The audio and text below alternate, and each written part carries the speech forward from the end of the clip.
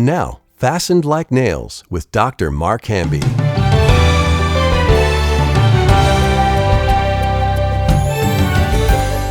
Welcome back to Fasten Like Nails. I'm Molly Mayo here with our host, Dr. Mark Hamby. And we're very excited to announce a brand new segment of this podcast where we take questions from you, our listeners, and offer answers from both a practical and biblical standpoint. So you can ask questions on a wide range of topics from marriage or parenting to career or even Bible questions and book recommendations too. So to submit your own question, just go to lamplighter.net/podcast. You'll also find lots of other great podcasts on there. Well, I'm excited about this new format, Molly. Yeah. Our first question comes from Jacqueline in Tennessee, and she asks, is COVID-19 a judgment on a disobedient world? Whoa. I know. Can you imagine starting with that one? Intense question. Okay, so what do you think, Molly? Judgment, yes or no? My first thought is no. How come? I know I really can't claim to know how God thinks, so I could definitely be wrong on it. But, I mean, it seems like there's a lot of different things that we could blame on God for being judgment on a disobedient world. And, I mean, it could be anything. If not this, it could be lightning or thunderstorm or tornadoes that hit Kentucky a few weeks ago. Uh-huh. So, I mean, I'm not sure. It was kind of interesting, though, that in one area where they had all those tornadoes, there was a church that was the only place that was standing was the church, and all the houses got decimated. Yeah, you really can't say, where do you draw the line? Mm-hmm. This was God's judgment, or it was just one of those things of nature, or is God control of everything? All things work together for good to them who love Him. Well, I think another interesting point too is that we are in those, not the end times, but we are in those days where it's like Jesus could return anytime, which, that's been going on since the church age. So in essence, if we thought like, oh yeah, literally anything could be from God, judgment on a disobedient world, like, I don't know, there's an interesting give and take there too. I think from my perspective, I think we're in the beginning of the end times. And again, no man knows the day or the hour, but things seem to be very ripe for the final judgment. And when the final judgment occurs, it's going to be just that, judgment. 2/3 of the fish of the sea are going to be destroyed. And then the answer to this question would always be yes. Yeah. So at what point is it God's judgment today? Tsunamis, tornadoes, hurricanes. Now we have this pandemic, epidemic, whatever it is. So interesting that, you start with those thoughts because, you really don't want to ever say that happened because of God's judgment, So how do we discern when it's God's judgment and when it's not?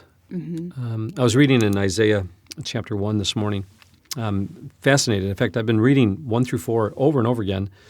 And, we have to at least recognize that the United States, where we live, is a backslidden nation. It once where we adhered to, Christian, Judeo, doctrine.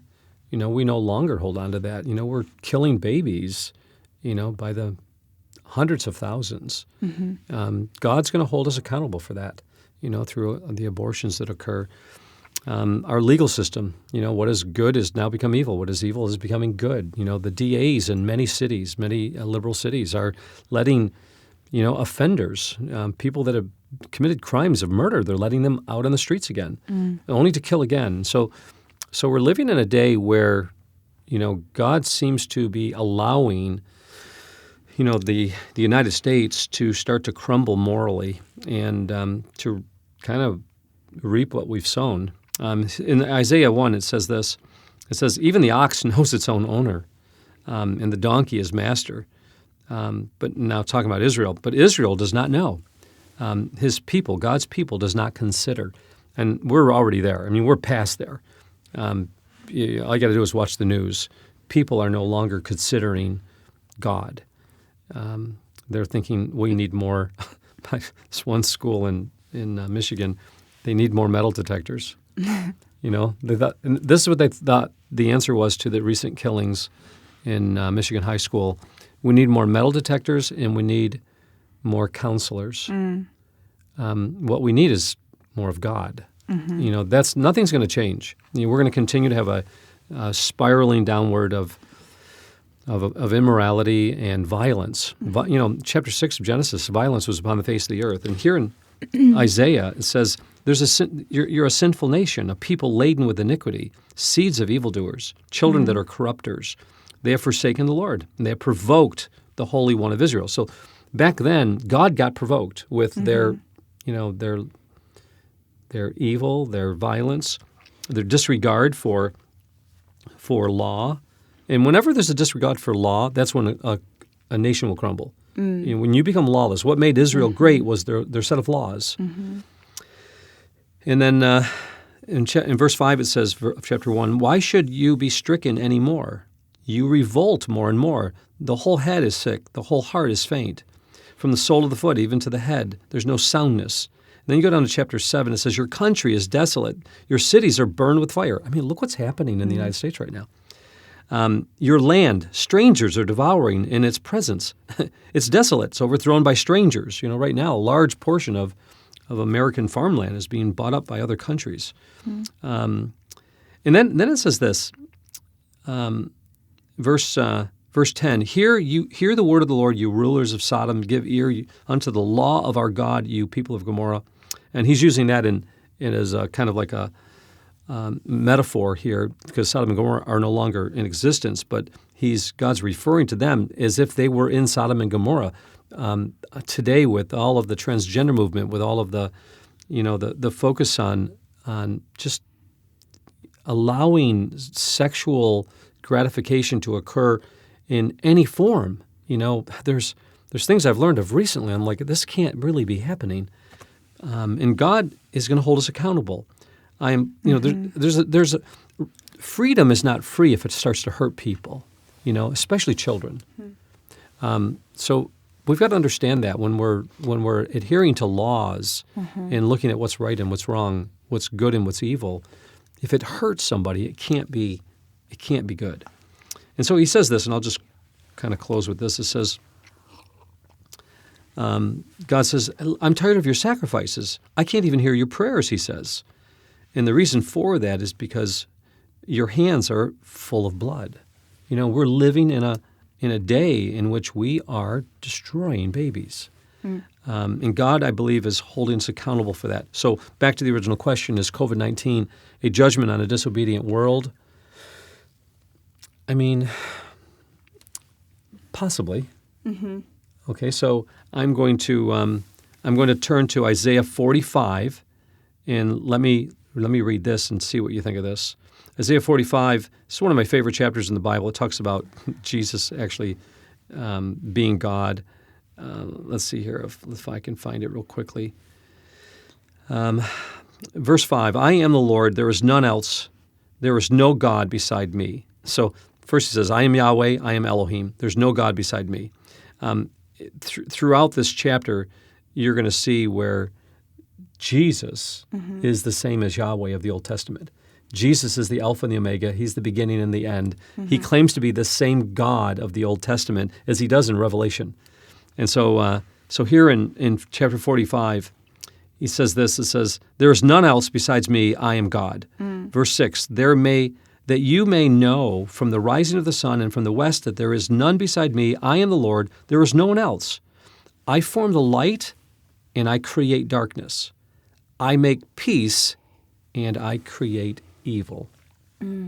Let's talk about that. That's crazy. Okay, let's talk about it. Yeah. Yeah. It says, I, the Lord, do all these things. Well, I mean, he's sovereignly in control of everything, always has been, always will be. He creates evil. I feel like we've talked about this before. We have. I'm trying to remember if there was a translation of the word create to be cause. I think we talked about it. He causes evil, or bara. It's the word. God created the heavens and the earth. Same word. He created Satan, who was evil. Well, he wasn't evil when he was created. Right. But he became evil. So in a sense, he created. What is evil? Evil.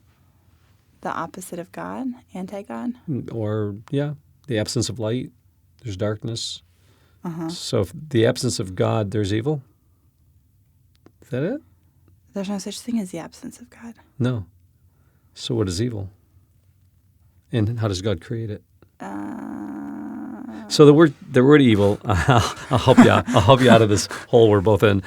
The word for evil here is ra'ah. It is the Hebrew word for evil, but it could also be the word for desolation or destruction. Interesting. So I think that in this context here, God creates light. He creates darkness. He makes peace. He creates destruction. This word desolation or evil. Oh, interesting. So I was studying a little bit in Genesis about this word ruach, and it's talking about like the power and the presence and spirit of God. So I think something interesting that you're bringing up is that no matter what the bad thing is, whether it's COVID or a storm or something, it's that, it's caused by God. He's in all of the things. So it's not necessarily that it may be judgment, but it is from his hand. And so when things like that come up, it's not like, oh, God, did you know this was happening? This is terrible. It's like, oh, this is from your hand, and what should my response be to it? Okay, so he creates it, he allows it. So he doesn't create evil. He allows the evil, which is the absence, in a sense, the absence of God, absence of God's rules for ruling one's life. Interesting.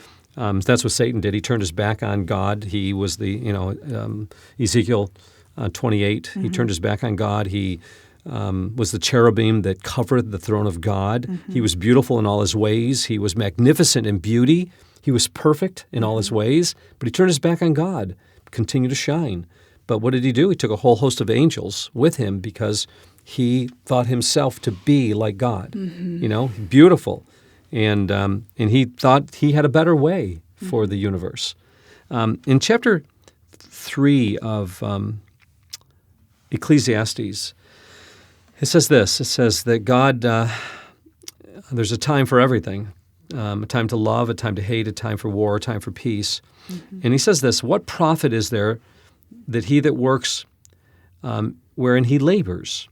I have seen the travail which God has given to the sons of men to be exercised in it.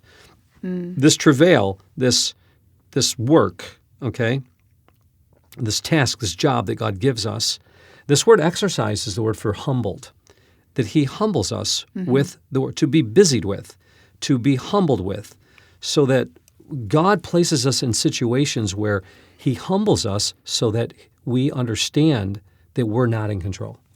The Apostle Paul says this in, I think, in 2 Corinthians chapter 1. He says, I've been shipwrecked. I've been beaten 39 times. I've been stoned. We had the sentence of death in ourselves. Okay, so God brings calamity upon the earth. He allows it to take place upon the earth for one reason, and Paul says it. Let me read it to you. 2 Corinthians chapter 1. It says this, verse 9, but we had the sentence of death in ourselves, that we should not trust in ourselves, but in God, which raises from the dead, who has delivered us from so great a death and does deliver us, whom we trust that he will deliver us. 3 times the word deliver. This whole, whatever God brings and allows upon the earth, whether or not you can say it's God's judgment or not, doesn't matter. What matters is that whatever it is, that we'll not trust in ourselves, but in God. I think that really answers the final question. Does God allow this stuff? Does God cause it? Absolutely. Ecclesiastes or Lamentations chapter 3, it says that God causes grief. But for what reason?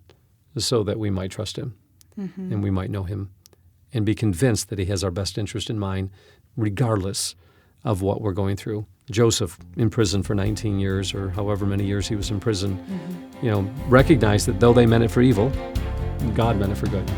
God bless. Hopefully, God's words of delight, truth, and wisdom will be fastened like nails in your life today. You've been listening to Fastened Like Nails, a presentation of Lamplighter Ministries. Our mission is to make ready a people prepared for the Lord by building Christlike character, one story at a time. To learn more about our family collection of rare books, dramatic audios, or guild programs, visit lamplighter.net. To hear more podcasts, search for Fastened Like Nails wherever you listen to podcasts. If you have a question you would like to submit for the Lamplighter team, visit fastenedlikenails.net and fill out the form. That's fastenedlikenails.net.